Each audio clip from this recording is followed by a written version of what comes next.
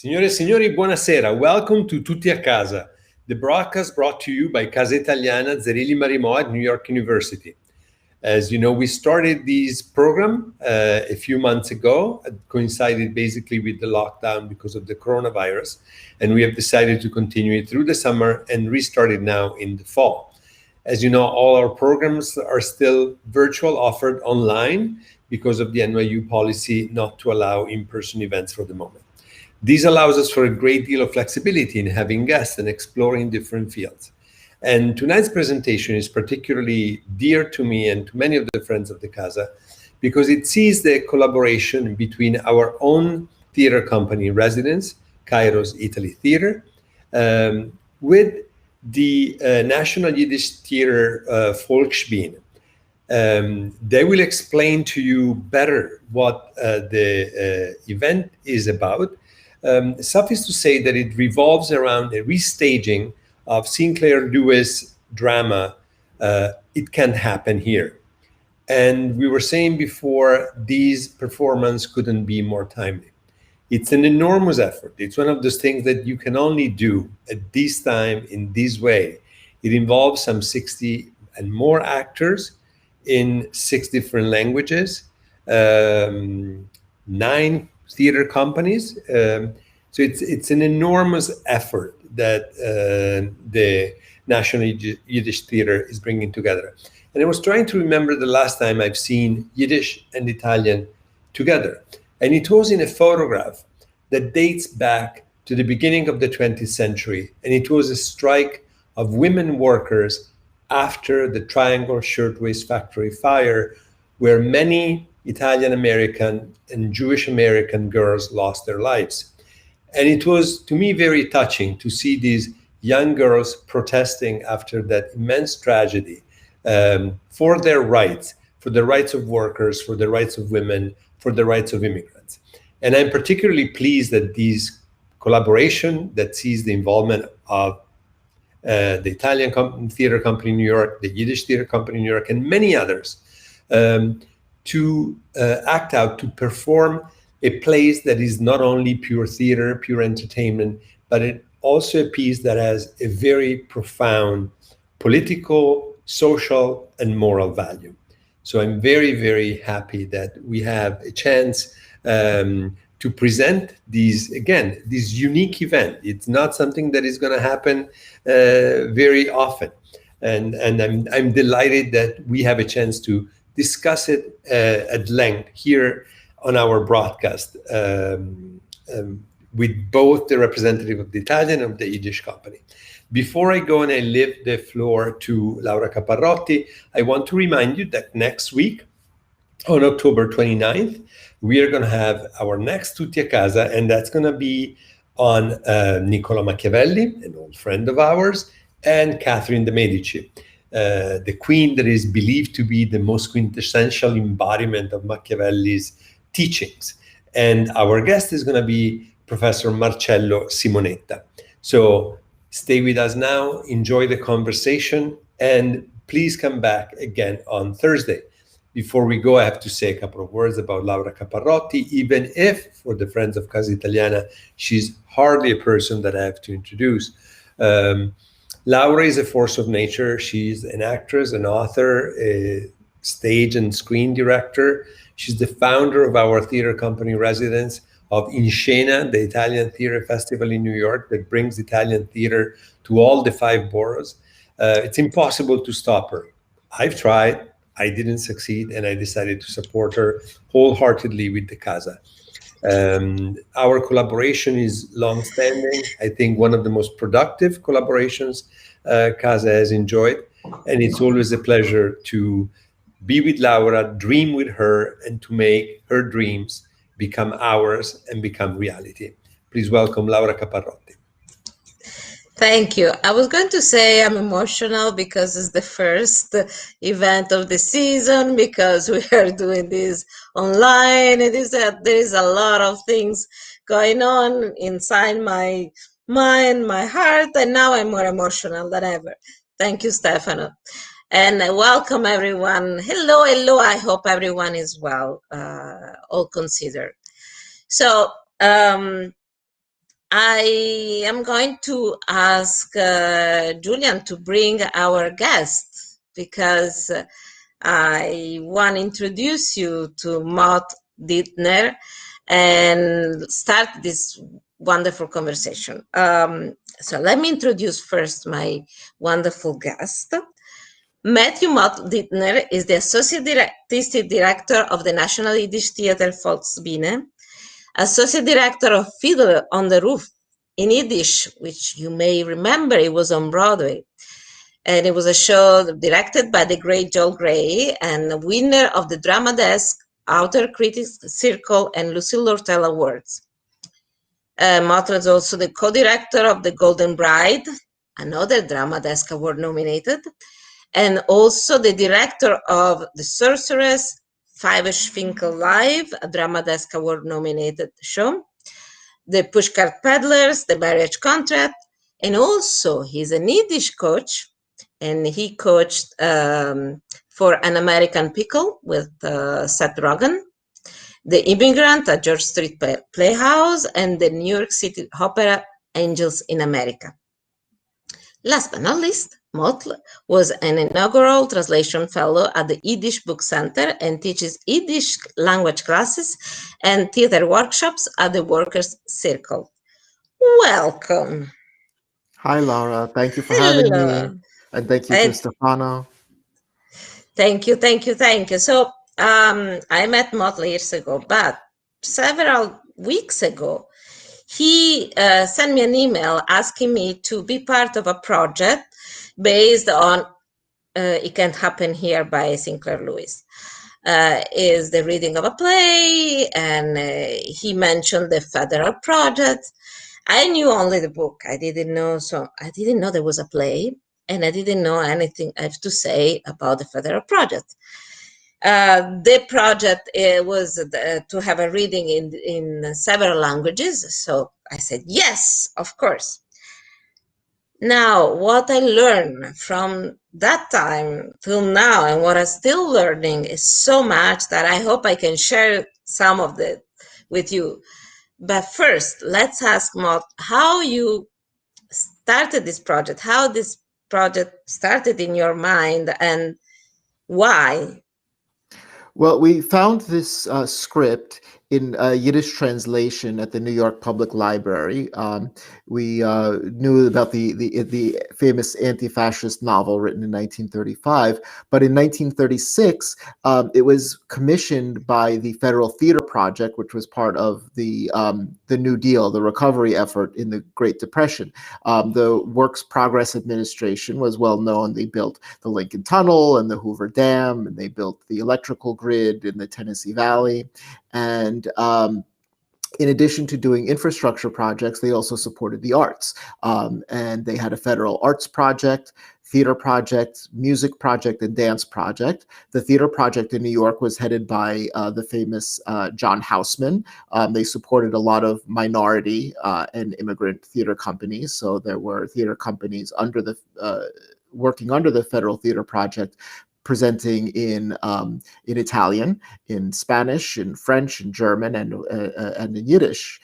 And so in 1936, 21 theater companies presented this play simultaneously in 17 states, and Yiddish was one of them. There was a Yiddish theater called Artef, which was the Yiddish Federal Theater, and the play resonated with us. You know, unfortunately, the question of fascism has come up again in our times. We have dictators in Belarus, in Russia, in Venezuela, in Philippines, in Turkey, and we have somebody who is seemingly very supportive of these dictators,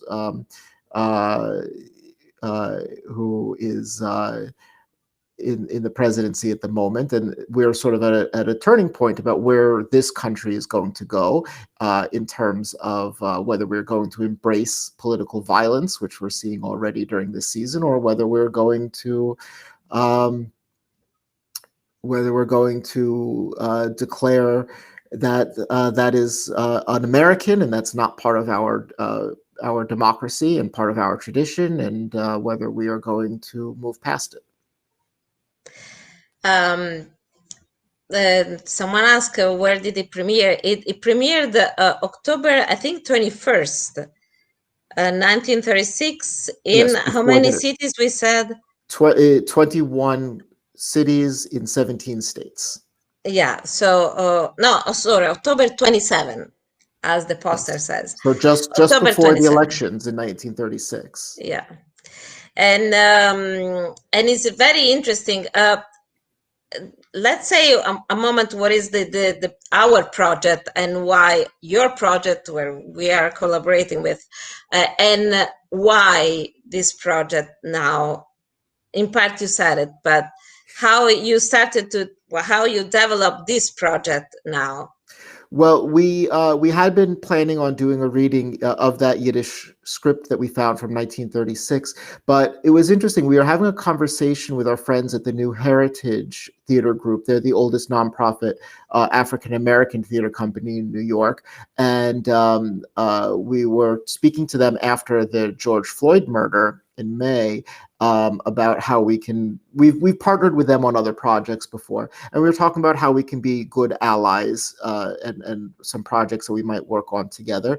And they had come out of the Federal Theater Project. Their founder, a man named Roger Furman, came from the American Negro Theater, which was part of the which had come out of the Federal Theater Project. And so they're very well connected with the legacy of the WPA, especially in Harlem. For example, if you go to Harlem Hospital today, there's beautiful murals that were painted by WPA artists. And so we were talking about how everything is kind of compounded right now. Not only, of course, is there problems with racism in America right now, but obviously we're in the middle of a very great economic crisis, the biggest that we've seen since the Great Depression. And our industry, the theater industry, I don't need to tell you, has been hit worse than most, because not only have our in the Great Depression, of course, the biggest issue is who had money to go to the theater and how did theaters have money to produce shows. But now we can't present at all because of the pandemic, and most of us have taken our work online, but there's really no way to monetize that. So it's really all on a voluntary basis and asking for donations. So one of my colleagues, we were talking to Vosa Rivers and to Jamal Joseph, and they said, well, what we need is a new WPA, a new federal theater project. And the light went bing, and I said, I have a play that we were looking at which came out of the Federal Theater Project. We knew that it had been done simultaneously by 21 companies and that it's very timely. And I said, why don't we do this together? And while we're at it, as we kept talking, we said, well, we really need to bring in other companies, because it's all of us together who are making a statement about needing a new arts project here in America to support our companies, so that we don't all go out of business, so that when the pandemic is over, we're still around and ready to bring work back. It's such a big part of the economy here, not only in New York City, but really every little town that has a performing arts center. People come to see the show, but they also have dinner. They have to park their car. They go shopping.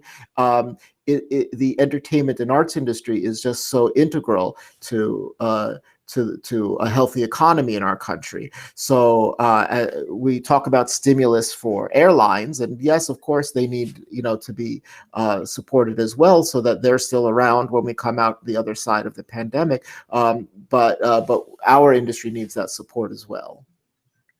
And so you reach out to 9 companies. Yes. How many languages? We said 6 languages. So we have Italian, of course. We have Turkish. Yes. And then we have Yiddish. Yes. And then what Spanish, else? Repertorio Español. We have Hebrew, the Israeli artist project, and we have English. And we have English, of course. what and the reading is going to be so each company is doing one or two scenes, so Yes. you'll see all the entire play. There will be subtitles in English, but each scene has a different language. Yes, and a different cast. And different cast. We have over 60 actors which are being paid, and that Yes, is very very important. And I have to say something that it came out also in other online readings that I did, the importance now more than ever of paying actors, of paying artists, more than ever is to make a point that we pay our actors and our artists. Yes, because many actors have not had an earned paycheck from their craft since March. Yeah. And Yeah. this is not only, of course, how they pay their rent, but this is how they earn benefits, pension and health care. And it's very important to support them now. Yeah, and it's really. I was doing a campaign for Save the Rent, because also, as you may know, a lot of theaters, they pay rent in New York, and if they pay rent without getting money from box office, Yes, which is a part of the financial support that they get to run a theater, they cannot pay rent. So we were doing this Save the Rent campaign, and each of us was making a speech. And one of my colleagues said, usually they say, oh, you're an actor. Oh, so what do you do for living? This is what we do for living. And, yes, of course. and there is a living by doing it. But also is interesting how arts are always the last to be taken care of. And now I discovered that Roosevelt did take care of the arts, which was yes. a There was fantastic a time. program. There was a time in this country where supporting culture was seen as really integral to American identity. Unfortunately, it's not upheld to the same level that it used to be. But one of the remarkable things is that there was such diversity within the theater companies that were being supported, that doing performances in Italian, in French, in Spanish, in Yiddish, this was seen as something that was American culture. Yes, and actually, as Stefano says, I never stop. One of my future projects, the 2021 project, is a documentary on the Italian American theater, because there was a very alive theater in the 20s and the 30s here in the 10th. In fact, here in New York, Italian theater and Yiddish theater had professional theater unions before Actors' Equity. Yes. It was very important. Before we go to the book and the play, and I want to read something that I found.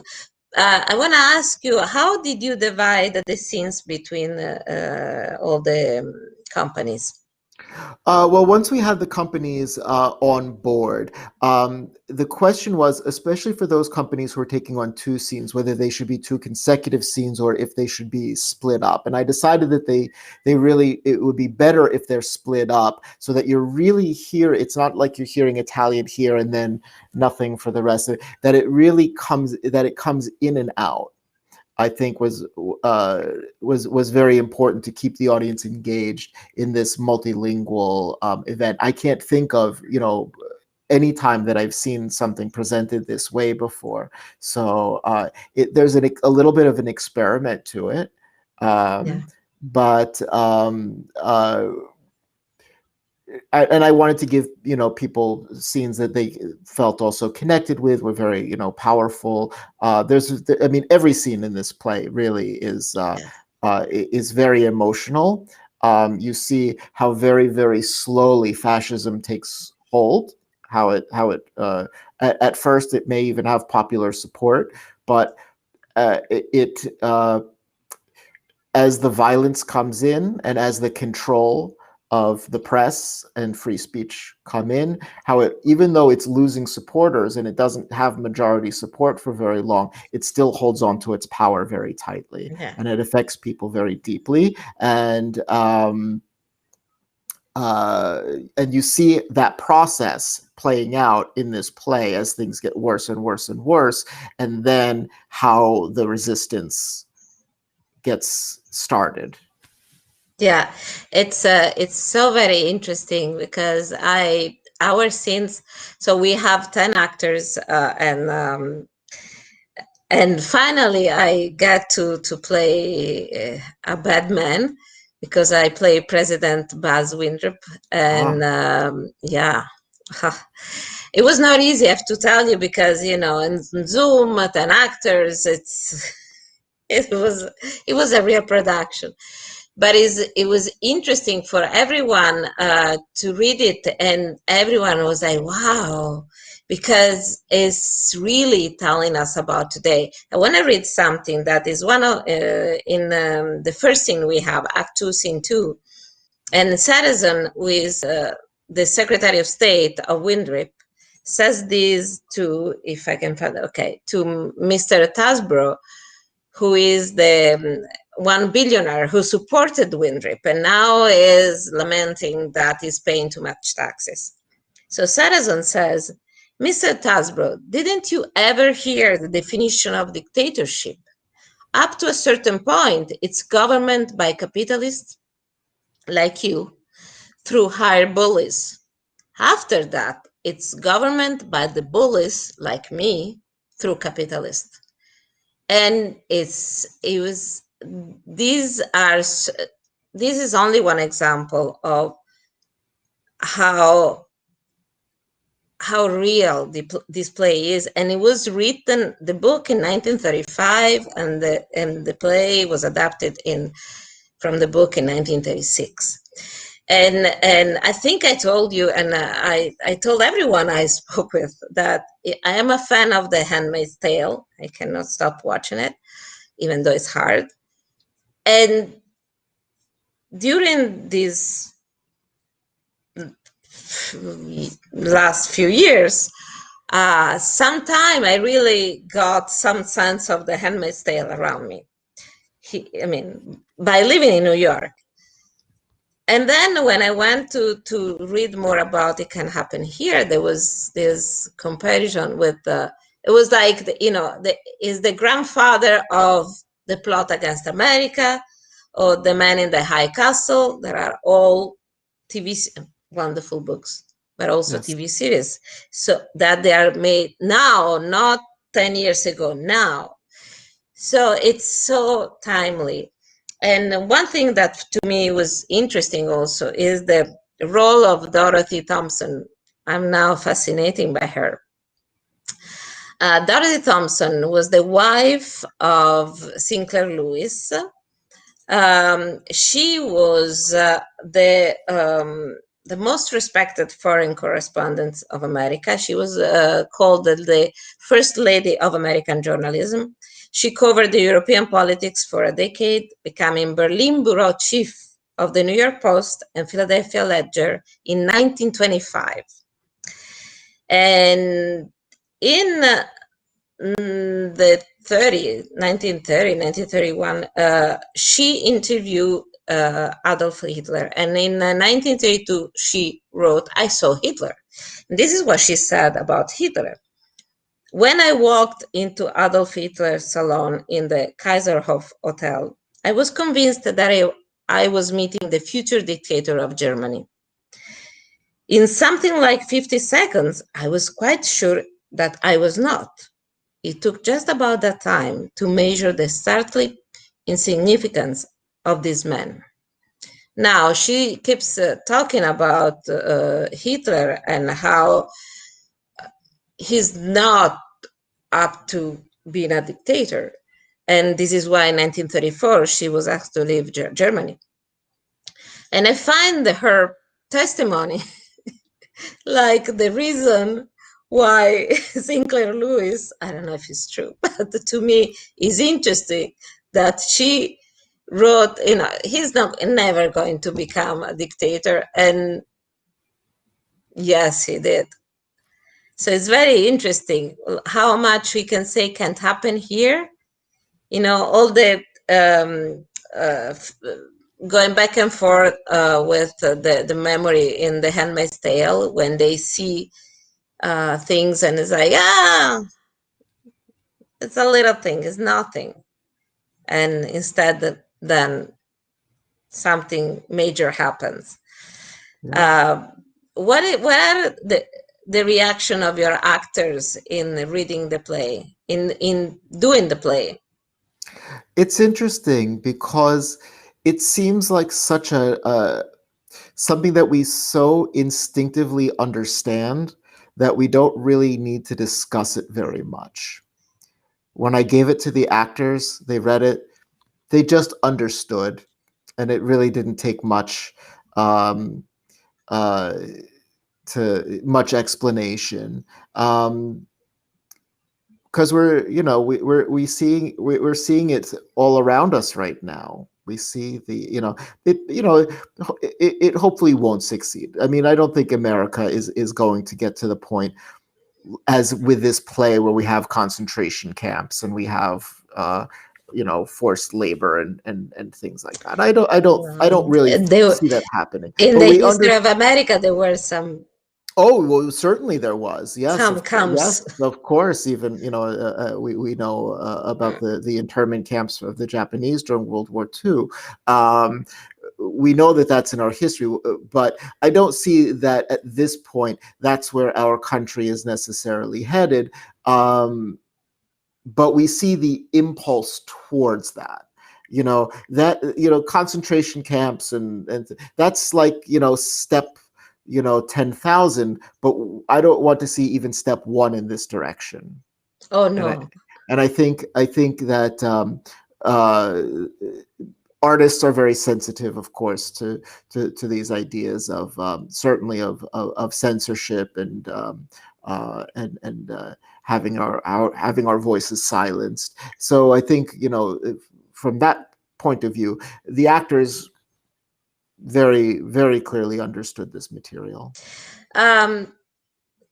Did you have any objection or any comment by the companies, some of the components of the company, saying something about the play or be afraid of doing the play? Or no, nobody who we approached was afraid of doing the play, which is good.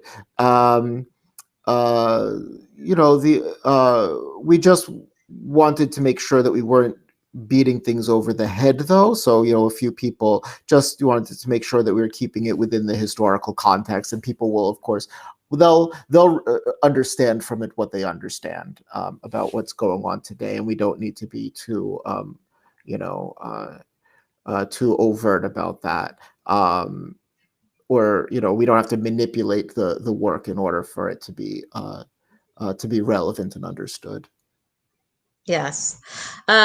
I'm curious to know your opinion about the fact that I read in my research many times that the dark comedy, it can't happen here. The dark satire, is that was it promoted as dark satire?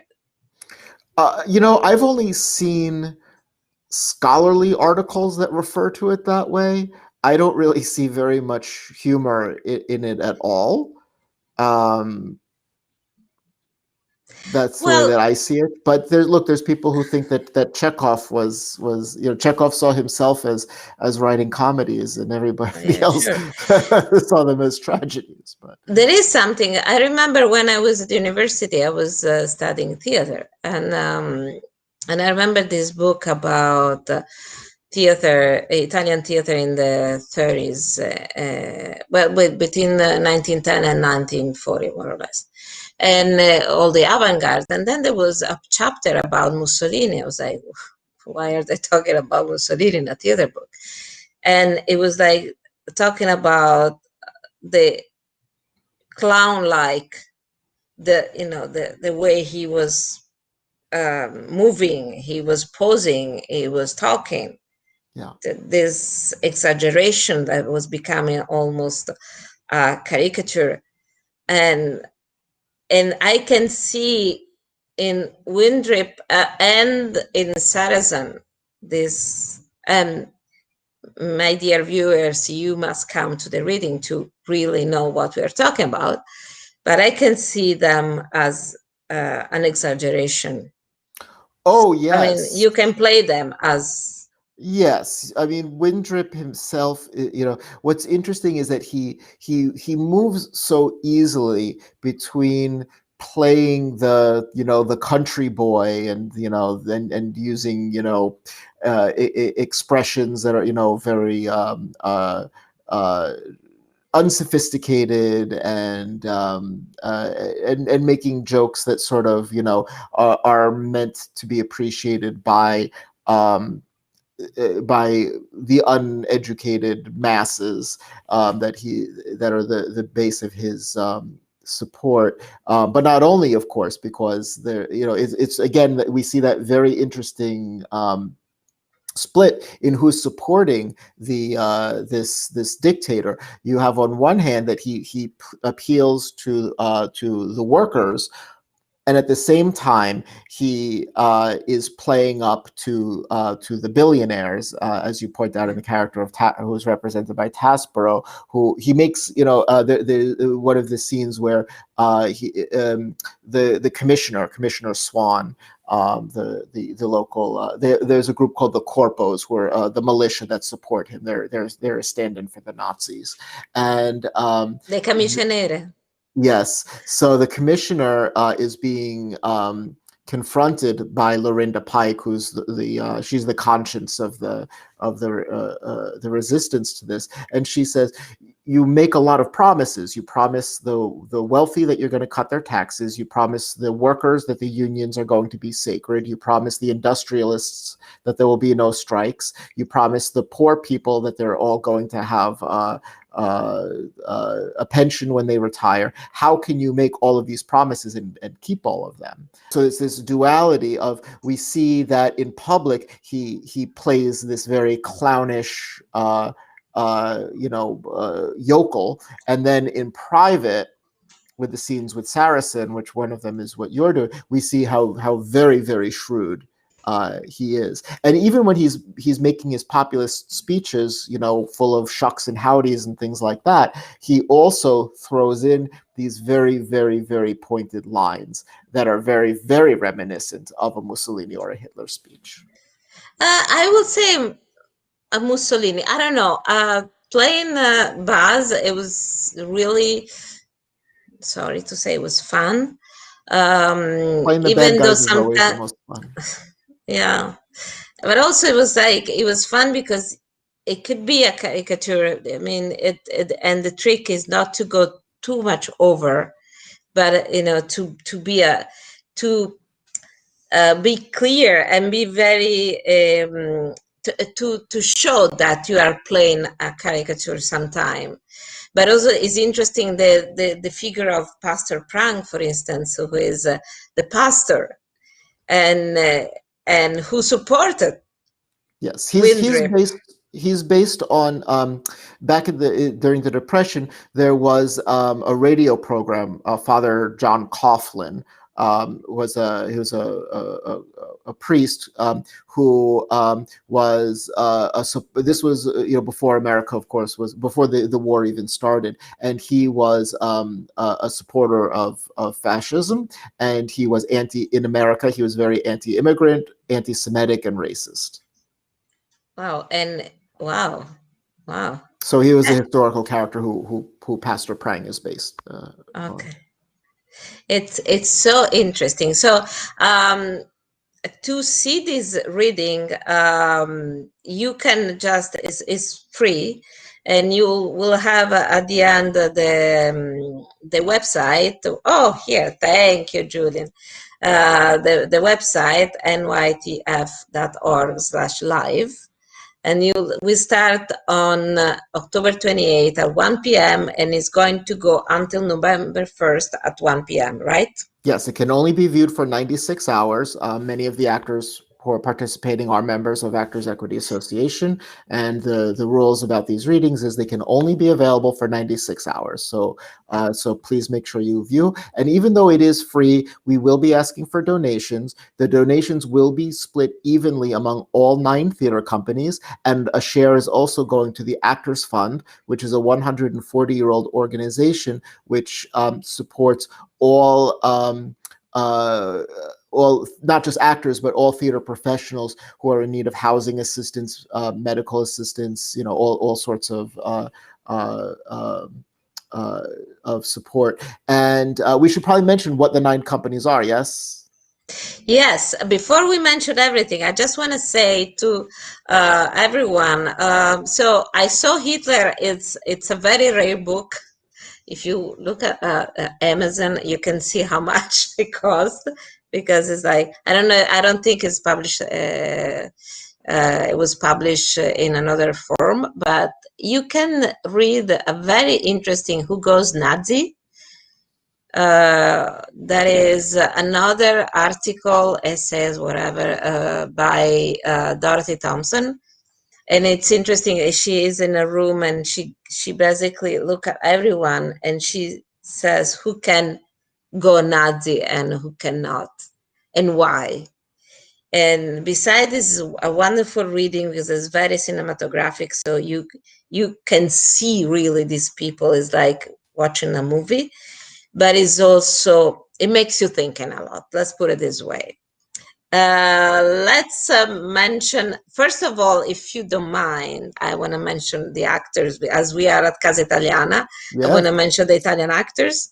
So beside me, there is Caterina Nonis, Alice Luciana Parente, Emanuele Capuano, Massimo Zordan, Giacomo Rocchini, Irene Turri, Giorgia Valenti, and Marilu Bisi.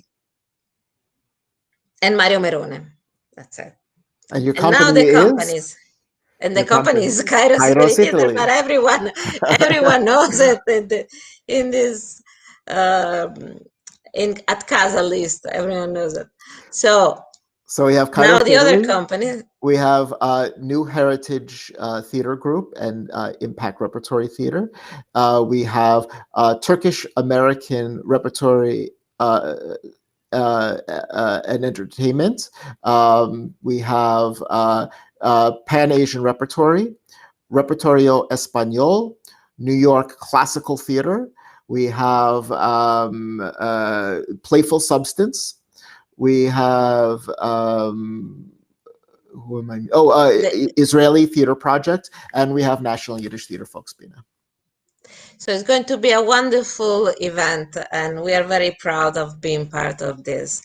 And with that, we hope really to be back soon on stage. We don't know when, but we are hoping for sooner than later. And also, I want to mention that, as Stefano said, Casa Italiana is doing Tutti a Casa every Thursday. So the next Tutti a Casa is October 29th at 5 p.m. and is from Nicolò to Caterina. And I am going to see you next on the 12th, October 12th. We are doing something different, comedy, the Italian-American comedy, women in comedy. Actually, Italian-American women in comedy, yes. So at least we laugh a little bit. Thank you for listening. Thank you, Motl, for being here. Thank you for doing this. And thank you for everything you do with the National Yiddish Theater, because one of the things that I really admire besides the productions, if you haven't seen, Fiddler on the Roof will come back sometime. Well, the plan before COVID, we were in April, we were supposed to go to China for 3 weeks, but that did not happen. There was this, right now was supposed to be a production in Australia and I was going to do 1 month in Sydney and then go to Melbourne. That didn't happen now. And also this fall, we were supposed to start in Los Angeles and do a national tour. But all of these plans, we're going to, when it's safe to resume, we're going to pick up again. And if you did see Fiddler on the Roof in Yiddish in New York and you loved Stephen Skybell, he is playing Buzz Windrip in our scenes. Oh, okay. But I hope you can see it somewhere, sometime sooner or later. Stefan is reminding me that it's November 12 when we have the Italian American Women in Comedy. Thank you so much. And that's it, I think. So thank you so much. No, I wanted to say that thank you because you're doing things in a different language than English. And you brought that to Broadway. And besides that, the show is beautiful. But I think it's such an important thing to do, to bring another language to the mainstream stage of the stages. Yeah, so really, thank you so much. That's one of the beautiful things where we want this production to bring in engaging these 9 companies, many of whom serve, different ethnic and language groups, is that this is what America looks like. And we want this play to look like America. Yeah. Well, that is a wonderful note to end our conversation. Thank you so much, everyone. See you soon. And I'll see you on the 28th.